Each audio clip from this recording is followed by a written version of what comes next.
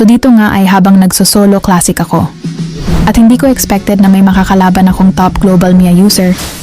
Tapos agad ko siyang tinanong kung siya ba talaga yung legit na Amora.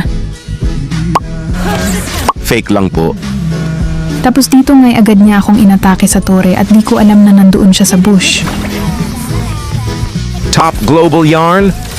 Nagulat ako sa ginawa niya nang bigla na siyang umatake sa akin at talagang hindi niya ako pagbibigyan. Kala siguro nito hindi ko kaya makipagsabayan sa kanya. Dito nga'y alam ko na agad kung saan siya gagalaw at alam ko na agad saan na siya pupwesto.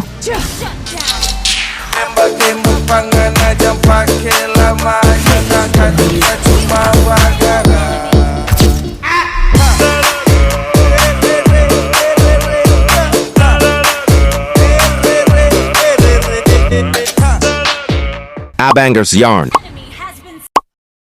Nabigla na naman ako sa ginawa niya at nawanhit ako ng ganon. Grabe kadayaan niya mag-inatake niya ako bigla dito.